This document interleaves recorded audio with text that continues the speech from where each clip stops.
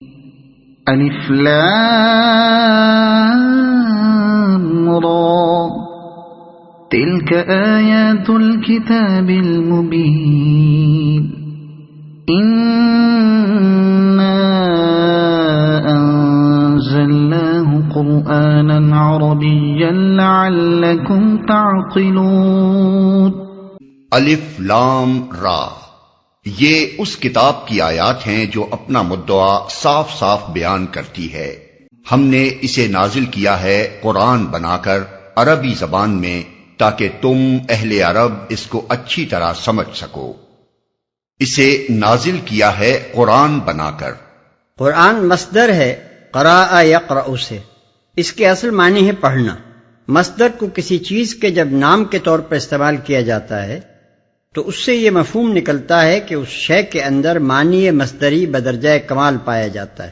مثلاً جب کسی شخص کو ہم بہادر کہنے کے بجائے بہادری کہیں تو اس کا مطلب یہ ہوگا کہ اس کے اندر شجاعت ایسی کمال درجے کی پائی جاتی ہے کہ گویا وہ اور شجاعت ایک چیز ہیں۔ پس اس کتاب کا نام قرآن یعنی پڑھنا رکھنے کا مطلب یہ ہوا کہ یہ عام و خاص سب کے پڑھنے کے لیے ہے اور بکثرت پڑھی جانے والی چیز ہے، تاکہ تم اہل عرب اس کو اچھی طرح سمجھ سکو۔ اس کا مطلب یہ نہیں ہے کہ یہ کتاب مخصوص طور پر اہل عرب ہی کے لیے نازل کی گئی، بلکہ اس فقرے کا اصل مدعا یہ کہنا ہے کہ اے اہل عرب، تمہیں یہ باتیں کسی یونانی یا ایرانی زبان میں تو نہیں سنائی جا رہی ہیں، تمہاری اپنی زبان میں ہیں، لہذا تم نہ تو یہ عذر پیش کر سکتے ہو کہ یہ باتیں تو ہماری سمجھ ہی میں نہیں آتی، اور نہ یہی ممکن ہے کہ اس کتاب میں اعجاز کے جو پہلو ہیں جو اس کے کلام الہی ہونے کی شہادت دیتے ہیں وہ تمہاری نگاہوں سے پوشیدہ رہ جائیں۔ بعض لوگ قرآن مجید میں اس طرح کے فقرے دیکھ کر اعتراض پیش کرتے ہیں کہ یہ کتاب تو اہل عرب کے لیے ہے، غیر اہل عرب کے لیے نازل ہی نہیں کی گئی، پھر اسے تمام انسانوں کے لیے ہدایت کیسے کہا جا سکتا ہے؟ لیکن یہ محض ایک سرسری سا اعتراض ہے جو حقیقت کو سمجھنے کی کوشش کیے بغیر جڑ دیا جاتا ہے۔ انسانوں کی عام ہدایت کے لیے جو چیز بھی پیش کی جائے گی وہ بہرحال انسانی زبانوں میں سے کسی ایک زبان ہی میں پیش کی جائے گی، اور اس کے پیش کرنے والے کی کوشش یہی ہوگی کہ پہلے وہ اس قوم کو اپنی تعلیم سے پوری طرح متاثر کرے جس کی زبان میں وہ اسے پیش کر رہا ہے، پھر وہی قوم دوسری قوموں تک اس تعلیم کے پہنچنے کا وسیلہ بنے۔ یہی ایک فطری طریقہ ہے کسی دعوت و تحریک کے بین الاقوامی پیمانے پر پھیلنے کا۔ نحن نقص عليك احسن القصص بما اوحينا اليك هذا القرآن وان كنت من قبله لمن الغافلين۔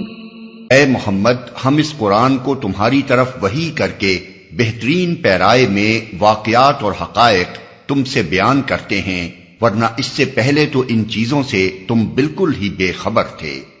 سورہ کے دیباچے میں یہ بات بیان کی جا چکی ہے کہ کفار مکہ میں سے بعض لوگوں نے حضرت صلی اللہ علیہ وسلم کا امتحان لینے کے لیے بلکہ اپنے نزدیک آپ کا بھرم کھولنے کے لیے غالباً یہودیوں کے اشارے پر آپ کے سامنے اچانک یہ سوال پیش کیا تھا کہ بنی اسرائیل کے مصر پہنچنے کا کیا سبب ہوا۔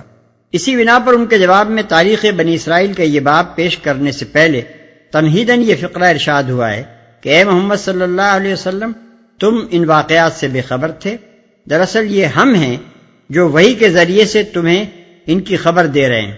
بظاہر اس فقرے میں خطاب نبی صلی اللہ علیہ وسلم سے ہے، لیکن اصل میں روئے سخن ان مخالفین کی طرف ہے جن کو یقین نہ تھا کہ آپ کو وحی کے ذریعے سے علم حاصل ہوتا۔ اذ قال يوسف لأبيه يا أبت إني رأيت 11 كوكبا والشمس والقمر رأيتهم لي ساجدين قال يا بني لا تقصص رؤياك على إخوتك فيكيدوا لك كيدا ان الشیطان للانسان عدو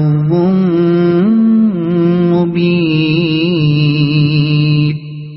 یہ اس وقت کا ذکر ہے جب یوسف نے اپنے باپ سے کہا، ابا جان، میں نے خواب دیکھا ہے کہ 11 ستارے ہیں اور سورج اور چاند ہیں اور وہ مجھے سجدہ کر رہے ہیں۔ جواب میں اس کے باپ نے کہا، بیٹا اپنا یہ خواب اپنے بھائیوں کو نہ سنانا، ورنہ وہ تیرے در پہ آزار ہو جائیں گے۔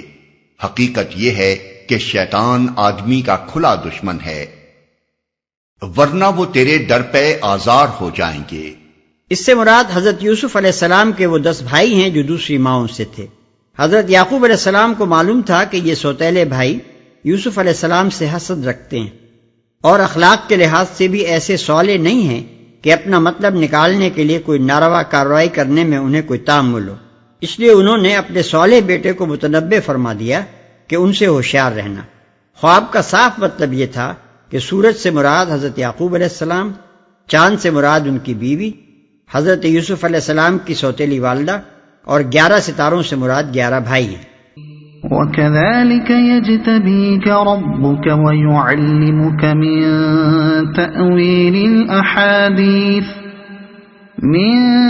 تأويل الأحاديث ويتم نعمته عليك وعلى آل يعقوب كما أتمها على أبويك من قبل إبراهيم وإسحاق إن ربك عليم حكيم۔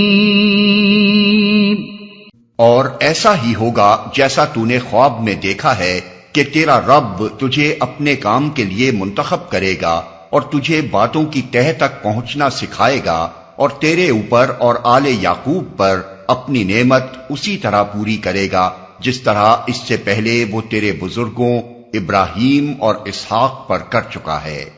یقیناً تیرا رب علیم اور حکیم ہے۔ تیرا رب تجھے اپنے کام کے لیے منتخب کرے گا، یعنی نبوت عطا کرے گا، تجھے باتوں کی تہ تک پہنچنا سکھائے گا۔